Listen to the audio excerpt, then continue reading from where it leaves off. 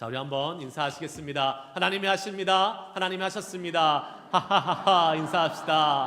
하하하하. 하하하하. 하나님이 하십니다. 하나님이 하셨습니다. 할렐루야. 아멘. 아멘. 지난주 우리가 십자가 예배를 통해서 한 주간 은혜를 많이 경험하고 또 부활의 아침 같이 함께 나와서 부활하신 주님을 찬양하고 예배하게 하신 하나님을 높여드리고 찬송합니다. 다시 한번 우리 옆 사람께 인사합시다. 예수님 부활하셨습니다. 예수님 부활하셨습니다. 할렐루야. 부활하신 그 주님을 마음껏 찬양하고 기뻐하는 그러한 우리 예배 시간이 되기를 축복합니다.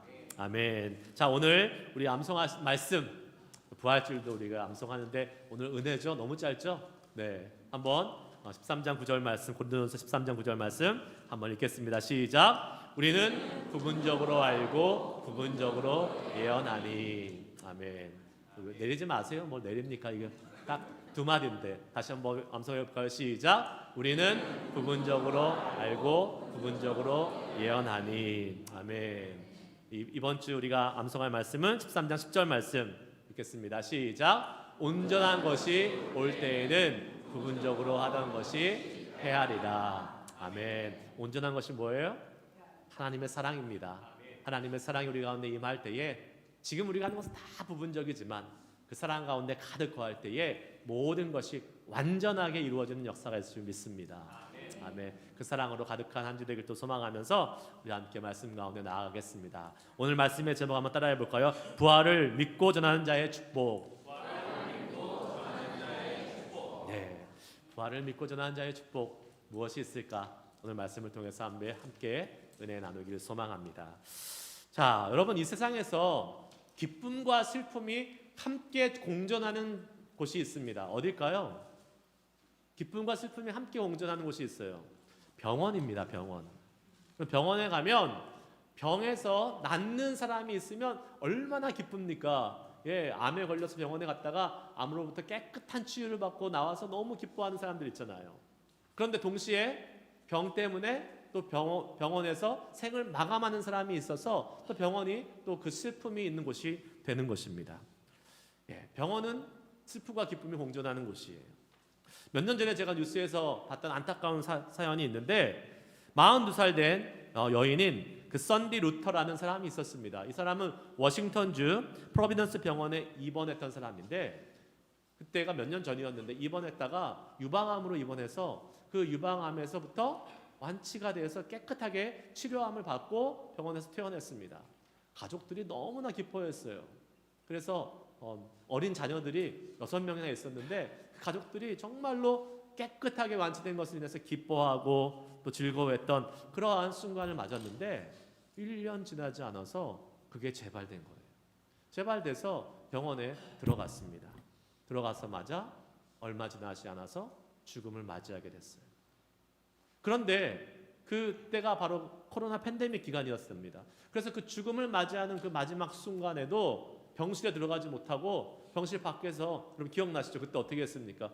무전기로, 인터폰으로 서로 이렇게 이야기하고 그 어린 자녀를 남겨두고 이 여인이 죽음을 맞이했던 그러한 안타까운 일이 있었다는 것을 들었습니다.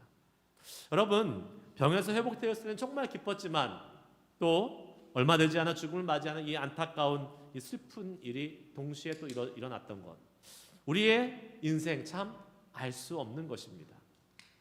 오늘 우리는 부활주일로 예배드리고 있습니다. 부활주일은 기독교 역사와 전통에 있어서 가장 큰 기쁨을 누리는 그러한 날이고 그러한 예배로 나아가는 날입니다. 그런데 여러분, 우리가 지금 살아가는 이 시대, 이 시기, 기쁨이 넘치는 시기입니까? 어떻습니까, 여러분? 삶이 어렵고 힘들지 않습니까? 지금 우리가 살아가는 이 시대가 얼마나 어려운지요. 사실 이 물가는 계속 오르고 있고 불경기가 계속 지금 진행되고 있지 않습니까? 트럼프 행정부가 이렇게 서면서부터 무역 분쟁으로부터 시작하고 또 얼마 전에 전쟁까지 일어나서 지금 여러분 얼마나 이 전쟁의 여파로 인해서 지금 이 경제가 완전히 말이 아니지 않습니까? 얼마나 힘든 상황을 우리가 살아가고 있는지 몰라요. 가스비가 지금 6불을 넘어섰습니다. 여러분, 물론 전기차 타시는 분들은 아무 소용이 없겠지만 상관이 없으시겠지만 아직도 가스차 타고 다니는 분들은 가스 넣기가 겁나지 않습니까 요새? 경기가 좋지 않으니까 직장에서 해고되시는 분들도 많이 있대요. 파이어 되시는 분들이 얼마나 많은지 몰라요. 지난 주간에는요 3월 31일 날 그 미국의 가장 큰 회사 중에 하나인 오라클 회사에서 무려 3만 명을 한 번에 해고했다고 합니다. 예고 없이 그날 아침에 그냥 이메일로 해고했다고 해요. 회사에 갔더니 더 이상 들어가지 못하는 그러한 일이 벌어졌다고 합니다. 여러분, 이렇게 어려운 시기에 과연 우리가 부활주의를 맞아서 기뻐하고 찬양하는 것이 맞는가 하는 그러한 생각이 들 수도 있을 것입니다. 경기가 안 좋고 삶이 힘들고 어려워지니까 여러분, 우리는 어떻게 됩니까? 신경이 날카롭고 서로에게 막 상처 주는 말, 서로를 막 힘들게 하는 그러한 말과 행동을 할 때도 많이 있습니다. 제가 이런 소식을 들었는데 어떤 집에서 엄마가 하도 신경이 날카로워서 집에다가 경고장을 붙여놨대요. 이렇게요. 1번 주는 대로 먹는다. 2번 유튜브 끄라고 하면 반드시 끈다. 즉시 끈다.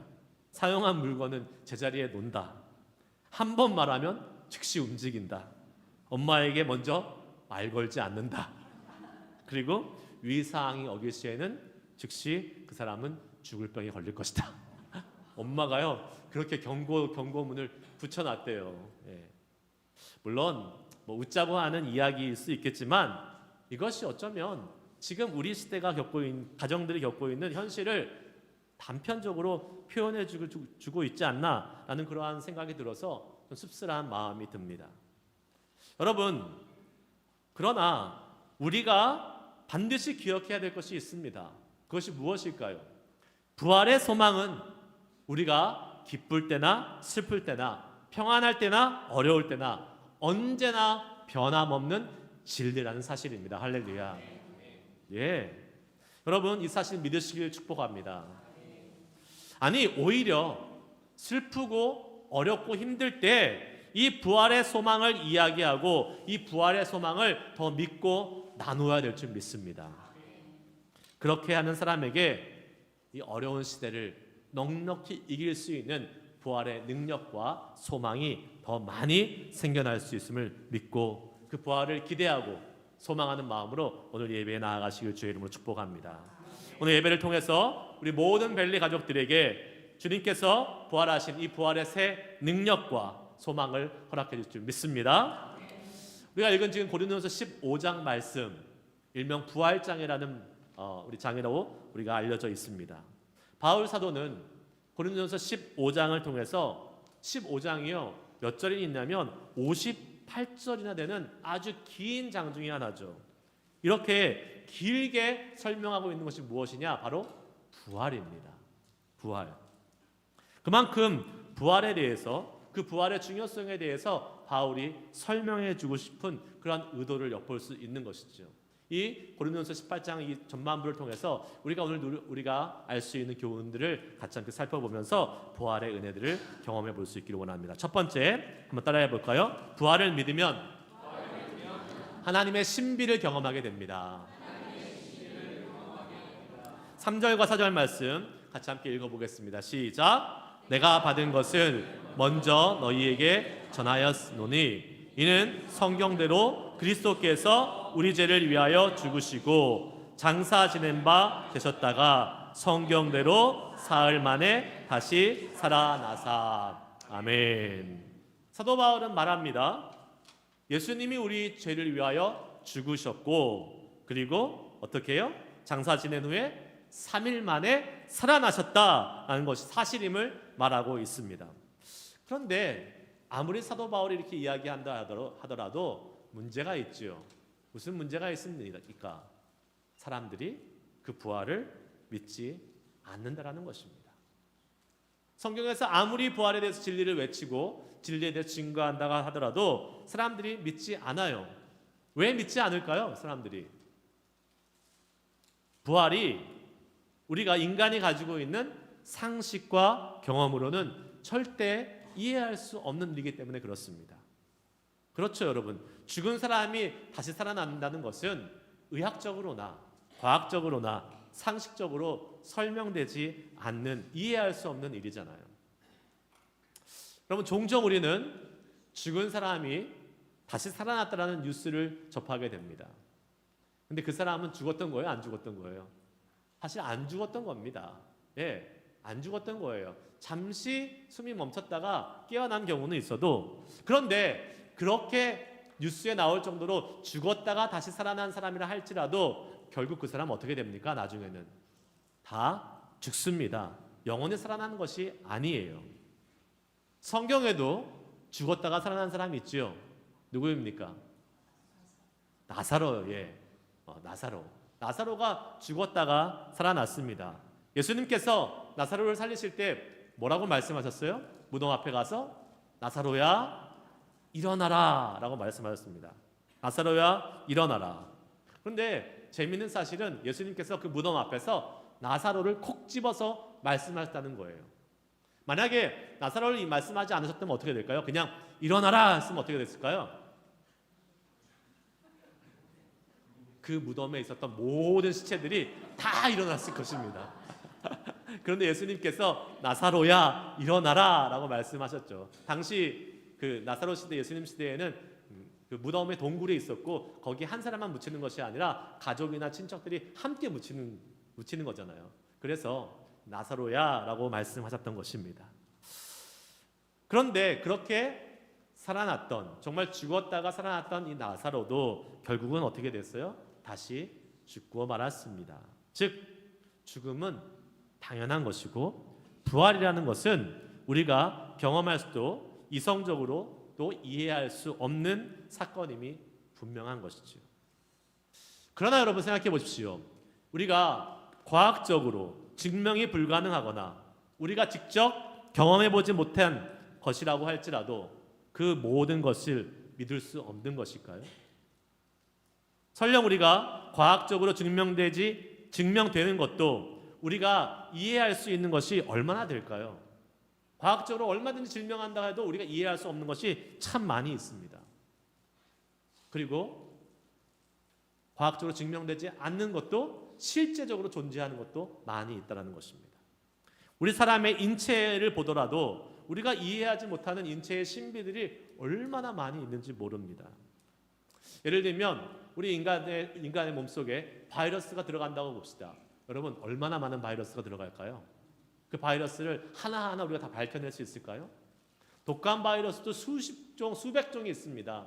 그런데 우리는 알지 못합니다. 어떻게 생겼는지 알지도 못해요. 그런데 바이러스는 존재해요? 존재하지 않아요? 존재합니다. 우리 인간이 많은 것을 아는 것 같고 또 과학적으로 많은 것을 발견한 것 같지만 우리가 알지 못하고 증명하지 못하는 것들이 너무 많이 있다는 거예요. 그런데 내가 이해한 것만, 내가 경험한 것만, 과학적으로 증명되는 것만 믿겠다라는 생각은요, 참 오만한 생각입니다. 교만한 생각이에요. 중세시대에 어거스틴이라는 교부가 있었습니다. 이 사람은 철학자이자 신학자였죠. 당시 교부들에게 있었던 것은요, 철저하게 논리와 지식으로 성경과 하나님을 증명하려고 했던 노력들이 있었어요. 그래서 얼마나 이 사람들이요 머리가 좋은 사람들인지 모릅니다. 논리적으로 정확하게 하나님을 증명해내려고 했어요. 제가 학부 시절에 철학을 전공했잖아요. 이 어거스틴 공부하면서 머리가 터지는 줄 알았습니다. 얼마나 뛰어난 지성을 갖고 있었는지 제 머리로는 이해가 잘 되지 않더라고요. 우리의 논리와 지식과는 차원이 다른 사람이 어거스틴이었어요. 그 지성의 탁월함은요 상상할 수 없을 정도로 뛰어났습니다. 그런데 그가 한 말이 있어요. 뭐라고 했냐면 이런 말을 했어요. 나는 알므로 하나님을 믿으려 하였으나 믿음으로 하나님을 알게 되었다. 예, 그렇게 지성이 뛰어난 이 사람이 나는 알므로 하나님을 믿으려 하였으나 믿음으로 하나님을 알게 되었다. 아니, 이 고백을 했다는 사실 여러분 우리가 생각해 봐야 됩니다. 어거스틴도 그랬는데 우리가 아는 것만, 경험한 것만, 이해한 것만 하나님을 알려고 한다면 그것은 너무나도 교만한 모습이에요. 무엇입니까? 하나님이 하시는 일은 지식을 통한 이해의 영역이 아니라는 사실이에요. 그것은 무슨 영역이냐? 신비의 영역입니다. 신비는 이성과 지식으로 이해되는 것이 아니에요. 알 수 없는 하나님의 섭리와 일하심으로 이루어지는 것이에요. 그래서 이 하나님의 법칙은 우리의 이성과 지식이 아니라 뭐예요? 신비로, 믿음으로 받아야 될 줄 믿으시길 축복합니다. 여러분, 성경의 첫 시작도 마찬가지 아니겠습니까? 태초에 하나님이 천지를 창조하시느니라. 하나님께서 말씀으로 무에서 유를 창조하신 이 창조의 사건, 어떻게 증명할 수 있어요? 어떻게 우리 이성으로 이해할 수 있습니까? 없습니다. 그러나 성경은 그렇게 시작하고 있어요. 처음부터 하나님을 이해하려고 하지 말라고 우리에게 선언하고 있는 것입니다. 그리고 그것을 어떻게 해요? 믿을 때 우리는 성경을 이해할 수 있는 것이죠. 하나님께서 우리에게 그런 믿음을 주신 줄 믿습니다. 아멘. 아직 성경이 믿어지지 않고 부활이 믿어지지 않는 분이 계시다면 오늘 이 예배를 통해서 하나님께서 그 믿음을 더해줄 줄 믿고 그 소망함으로 예배하시길 축복합니다. 여러분, 신앙이란 이런 것이에요. 믿음으로 그 신비를 받아들일 때 그것을 알게 되고 그것을 경험하게 되는 것입니다. 부활도 마찬가지입니다. 바울은 고린도전서 15장 36절에서 38절에서 부활을 믿지 못하는 사람들에게 이런 비유를 통해서 부활을 믿으라 라고 알려주고 있습니다. 한번 읽어볼까요? 15장 36절에서 38절입니다. 같이 함께 읽습니다. 시작. 어리석은 자여, 내가 뿌리는 씨가 죽지 않으면 살아나지 못하겠고 또 내가 뿌리는 것은 장래의 형체를 뿌리는 것이 아니요 다만 밀이나 다른 것의 알맹이 뿐이로되 하나님이 그 뜻대로 그에게 형체를 주시되 각 종자에게 그 형체를 주시느니라. 아멘. 여러분, 무엇입니까? 우리가 땅에 씨를 뿌릴 때에 우리가 보는 것은 뭐예요? 씨의 작은 점과 같은 그 씨를 뿌리는 것입니다. 그런데 시간이 지나고 나면 그 씨에 따라서 어떤 것은 감람나무로, 어떤 것은 무화과나무로, 어떤 것은 사과나무로 각각의 종자를 따라서 다른 모습으로 나온다라는 것이에요. 여러분, 그 작은 씨앗이 그렇게 자라나서 각각의 식물이 된다는 것을 무엇으로 설명할 수 있습니까? 그것은요, 신비예요. 자연의 신비예요. 즉 하나님께서 정하신 법칙, 하나님의 신비의 영역인 것입니다. 우리가 씨만 보고 그것이 어떠한 나무인지 알 수 있습니까? 절대로 없는 것입니다. 하나님의 영역, 이 신비의 세계를 우리가 속속들이 설명하고 이해할 수 있는 방법이 없어요. 신비는 그래서 우리의 이해의 영역이 아니라 무슨 영역일까요? 믿음의 영역인 것입니다. 여러분들 아직도 부활이 도저히 이해가 되지 않기 때문에 믿을 수 없는 분들이 계십니까? 그러나 이해하고 믿으려 하면 절대로 믿을 수가 없습니다. 어떻게 해야 돼요? 먼저 우리의 마음을 열고 그것을 믿으려고 애써 보시기 바랍니다. 사실요, 우리가 애쓴다고 되는 것도 아니에요. 하지만 우리의 마음의 소망함을 하나님께 표현하면 하나님께서 이 부활을 믿을 수 있는 그 믿음을 우리에게 허락해 주실 줄 믿습니다. 부활은 이해하는 것이 아니라 뭐라고요? 믿는 것입니다. 그리고 그 믿음의 열매를 맺어 부활을 알게 되고 이해하는 것이, 이것이 하나님의 신비인 것입니다. 신앙은 믿음이 먼저입니다. 부활도 마찬가지입니다. 여러분, 먼저 믿으시기를 축복합니다. 2차 세계대전이 있었을 때에 아버지와 딸이 포탄이 막 떨어지는 그러한 전쟁터에서 막 그 사이를 피하면서 달리고 있었습니다. 여기저기 포탄이 너무 많이 떨어져서 정말 위급한 상황이 되자 아버지가 포탄이 떨어졌던 한 웅덩이 안으로 들어가서 몸을 피했습니다. 그런데 딸은 그 안으로 들어오지 못하고 여전히 땅 위에서 포탄을 맞고 있었습니다. 그런데 딸이 아무리 아버지를 찾아보려 해도 보이지 않는 거예요. 그리고 막 폭탄이 떨어지니까 연기가 막 자욱하고 뭐 정신이 없어서 아버지가 어디 가 있는지 보이지 않는 겁니다. 그때 아빠가 외칩니다. 딸아, 아빠 이 밑에 있으니까 빨리 뛰어내려 라고 외쳤습니다. 딸이요, 아무것도 보이지 않았어요. 아버지가 어디 있는지 보이지 않았어요. 그러나 아버지의 그 소리를 믿고 그 포탄이 떨어졌던 웅덩이 안으로 뛰어들었습니다. 그렇게 해서 그 두 부녀가 목숨을 건졌다라는 이야기가 있습니다. 그럼 부활은 이런 것입니다. 부활을 믿는다는 것은 바로 우리가 눈에 보이지 않아도, 이해할 수 없어도, 우리 경험되지 않아도 그것을 믿고 나아가는 것입니다. 우리의 이성과 경험에 의해서 이해될 때 믿는 것이 부활이 아니라는 거예요. 그건 믿고 있다가는 부활을 경험하지 못한다는 것입니다. 부활은 어떤 영역이에요? 하나님의 신비의 영역입니다. 여러분, 그 신비로운 하나님의 능력이 나타나는 이 부활을 경험하고 싶다면 우리는 어떻게 해야 돼요? 부활을 믿고 나아가야 될 줄 믿습니다. 그 부활을 믿을 때에 부활의 이 신비의 놀라운 소망과 능력이 경험되는 은혜를 체험하게 될 줄 믿습니다. 두 번째 한번 따라해 봅시다. 부활을 전하면 부활의 능력이 나타납니다.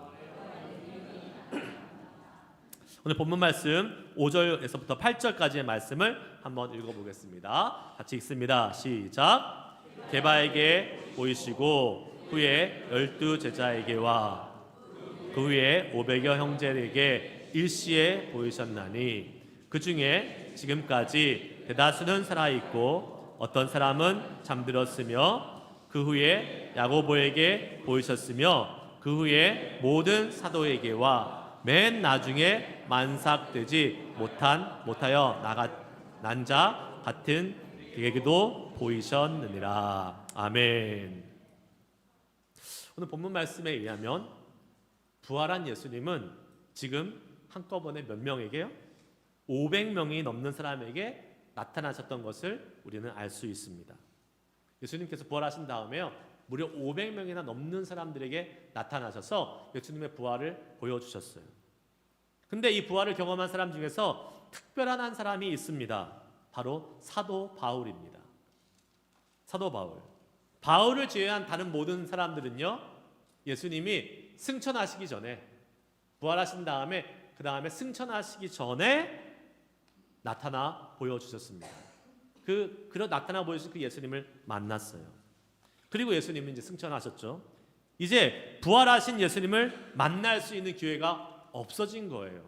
그런데 사도 바울은 특별하게 예수님이 승천하신 다음에 다시 나타나셔서 그 부활하신 모습을 보여주셨습니다.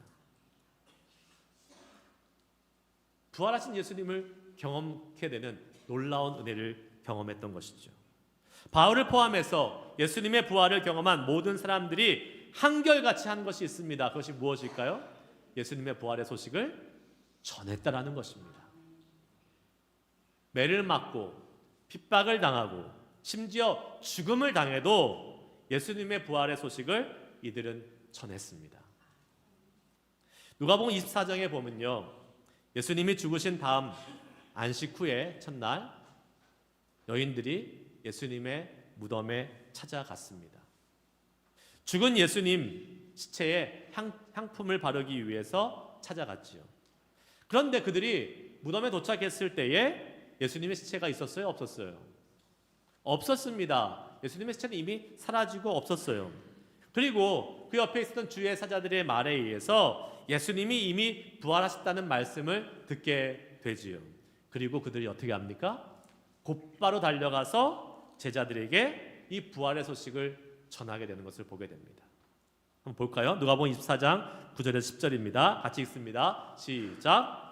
무덤에서 돌아가 이 모든 것을 11사도와 다른 모든 이에게 알리니 이 여자들은 막달라 마리아와 요한나와 야고보의 모친 마리아라. 또 그들과 함께 한 다른 여자들도 이것을 사도들에게 알리리라. 아멘. 예수님의 부활을 경험한 이 첫 증인들, 이 여인들은요, 지금 제자들에게 달려가서 예수님의 부활의 소식을 전했습니다. 제자들이 믿었을까요? 안 믿었을까요? 처음에는 믿지 않았습니다. 미친 사람 취급을 받았을 것입니다. 아니, 말도 안 되는 소리라고 이야기했을 것입니다. 아직 예수님이 죽은 충격에서 벗어나지 못한 거야? 라고 비아냥을 들었을 수도 있을 것입니다. 그럼에도 불구하고 이 여인들은 그 예수님의 부활의 소식을 전했습니다. 예수님의 부활을 경험하고 목격한 사람들은요, 그럴 수밖에 없는 거예요. 너무나도 생생하고 너무나도 분명한 부활이기 때문에. 그 결과 어떤 일이 벌어졌습니까? 베드로가 무덤으로 달려가게 되죠. 베드로가 예수님의 무덤으로 달려갑니다. 그리고 예수님께서 부활하셨음을 확인하지요. 성경에는 기록되어 있지 않지만 그 예수님이 무덤에 없는 것을 본 베드로가 어떻게 했을까요? 아, 예수님 맞아, 부활하신다고 했지, 우리에게 살아계실 때 말씀하셨지, 그 말씀 기억하면서 다른 제자들에게 가서 그 여인들의 말이 진실임을 확인시켜 주었을 것이고, 그 이후에 예수님의 부활을 그리고 소망하고 기대하며 전하기 시작했을 것입니다. 나중에 어떻게 됐어요? 베드로는 초대교회의 수장이 되어서 부활신앙에 기초한 복음 전파에 아주 중요한 역할을 감당했던 것을 우리는 알게 됩니다. 이 여인들처럼 복음을 전파했더니, 부활의 소식을 전했더니 베드로라는 사람이 우뚝 서서 이 복음을 위한 귀한 사람으로 쓰임받았던 것을 우리는 알게 되는 것이죠. 복음의 소식을 전하면 능력을 경험하게 됩니다. 예, 이 부활의 소식을 전하면 부활의 능력을 경험해요. 사람을 세우고 살리고 이 부활의 능력을 경험하는 사람으로 서는 것을 우리는 알 수 있게 되는 것입니다. 오늘 우리가 읽었던 우리 고린도전서의 말씀, 고린도 교회 교인들은요, 비록 믿음을 가지고 있었지만 신앙적으로는 문제가 많았었죠. 우리 잘 알듯이 이들은 교회에 분쟁이 있어가지고 서로 상처받는 사람들이 많이 있었고요, 신앙을 떠나는 사람들도 많이 있었습니다. 육체적인 정욕을 쫓는 사람, 쾌락을 쫓아 사는 옛사람의 모습을 버리지 못한 모습들이 얼마나 많이 있는지 모릅니다. 그래서 교회가요, 언제 무너질지 모르는 상황이었습니다. 바울은 그 상황이 너무나 안타까웠어요. 그리고 그들에게 그래서 다시 한번 이 부활의 중요성을 강조하고 있습니다. 무엇이에요? 이 땅에서의 삶이 끝이 아니라는 것입니다. 우리는 다시 예수님처럼 부활해서 영원한 생명의 삶을 살게 될 것이다 하는 이 부활 소망에 대해서 이야기해주고 있는 거예요. 이 부활의 소망을 가진다면 지금 교회가 겪고 있는 이 어려움을 넉넉히 이길 수 있는 힘을 얻을 수 있을 것이다 라고 선포하고 있는 것을 믿으시기 바랍니다. 여러분, 무너지지 않고 무너졌다 할지라도 부활의 신앙을 가지면 우린 다시 일어설 수 있습니다. 예수님이 그러셨던 것처럼 사망의 권세 이기시고 죽음 권세 이기시고 빈 무덤에서 예수님이 나오셨던 것처럼 우리 부활 신앙을 갖고 있으면 고린도 교회가 갖고 있던 이 어려움들로부터 이들은 넉넉히 이기며 다시 부활의 소망을 갖고 살아갈 수 있음을 바울은 전하고 싶었던 것이죠. 우리에게도 마찬가지입니다. 부활 신앙이 있으면 어떤 어려움도 이겨낼 수 있습니다. 여러분, 말씀 이제 마치기 원합니다. 과거에 LA에서 큰 지진이 한번 있었다고 합니다. 한 사람이 운전을 하고 가는데요, 고가도로 저 멀리서 가던 차들이 갑자기 없어지는 거예요. 그래서 급하게 차를 멈춰서 걸어가 봤습니다. 앞에. 그랬더니 그 고가도로가 끊겨서 차들이 그 안으로 밑으로 떨어지는 거예요. 뒤에 오는 차들이 걱정돼서 이 사람이요 내려서 손을 막 흔듭니다. 그런데 사람들은 그것을 무시하고 계속 지나가서 결국은 그 끊어진 곳에서 차량들이 계속 떨어지고 있었습니다. 그런데 이번에는 차가 아니라 버스가 오는 거예요. 수많은 사람들을 태운 버스가 오는 거예요. 이대로 있다가는 이 버스에 있는 사람들이 다 죽을 것 같아서 이 사람이 버스 앞을 가로막았습니다. 그러자 버스가 멈춰 섰어요. 자초지종을 설명해 보니까 사람들이 다 내려서 앞으로 걸어가 봤습니다. 그 앞에 끊어진 고가도로를 보고 자기들도 죽을 수 있다는 사실을 그제서야 알고 가슴을 쓸어내렸다고 합니다. 여러분, 제가 왜 이 말씀을 드리는지 아세요? 지금도 여전히 죽음을 향해서 떨어질 지옥을 향해서 걸어가고 있는 수많은 사람들이 우리 가운데 존재하고 있다는 것입니다. 절망 속에서 죽음을 향해서 달려가는 수많은 사람들이 있습니다. 보세요, 우리 삶이 얼마나 어려워요. 아까 말씀드린 대로 살기 쉽지 않습니다. 정말 터프한 삶 살고 있습니다. 사람들이 너무나도 어려워서요, 슬픔과 절망과 낙심 가운데 빠져있는 사람, 정신적으로 힘들고 우울한 사람들 얼마나 많이 있는지 모릅니다. 그것이 그대로 우리의 삶 가운데 영향을 미치고 있어요. 이혼율이 늘어나고 가정폭력이 늘어난다고 합니다. 어떤 뉴스를 보니까 미국에서 어떤 가정에서는요, 20대 아들이 화장지를 많이 썼다고 엄마가 막 혼내키고 화장지를 숨겨놓으니까 아들이 그 엄마를 폭행한 사실이 있었다고, 그러한 뉴스가 나오기도 합니다. 사람들의 신경이 곤두서 있고 날카롭게 지내는 이 시대 속에서 사단은 그것을 이용해서 우리의 가정과 교회와 사회를 무너뜨리려고 계속해서 이 죽음으로 우리를 공격해 오고 있습니다. 죽음의 세력으로, 권세로 우리를 공격해 오고 있어요. 넘어뜨리려고 하고 무너뜨리려고 하고 우리가 겪고 있는 이 어려움을 통해서 무너지게, 죽게 만들려고 하는 것이 사단의 지금 모습입니다. 그러나 우리는 그 죽음의 권세와 공포 속에서도 전혀 두려워하지 않습니다. 왜 그렇습니까? 우리에게는 부활의 소망이 있기 때문입니다. 할렐루야. 이런 상황 속에서 우리가 부활의 소망을 가진 우리들, 사람들이 다 넘어지고 사람들이 다 죽음을 생각하고 절망 가운데 있는 이 순간 속에서도 우리는 다시 예수님과 함께 부활할 수 있어, 예수님과 함께 살아날 수 있어 하는 이 부활의 소망이 있으면 지금 겪고 있는 어떠한 어려움도 우리를 무너뜨리지 못할 것입니다.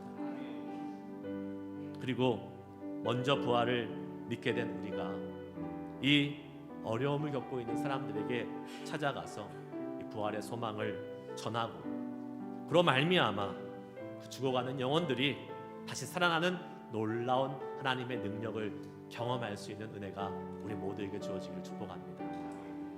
부활을 전하면 능력이 나타납니다. 안 전해봐서 모르는 거예요. 전해보세요. 죽어가는 사람들이 살아납니다. 할렐루야. 그 놀라운 능력을 경험하는 우리 모든 별리 가족들, 저와 여러분 되시길 축복합니다. 함께 우리 찬양합시다. 마지막 불렀던 찬양, 주님 큰 영광 받으소서. 우리 부활하신 주님, 살아계신 주님, 그 주님만을 높여드리고 찬양하고 영광 돌립니다. 우리에게 그 주님의 부활을 믿고 나아갈 때에 부활의 능력, 부활의 신비 경험될 수 있는 은혜를 더하여 주시옵소서. 오늘 말씀 기억하면서 우리 함께 찬양하시고 기도하고 마치겠습니다.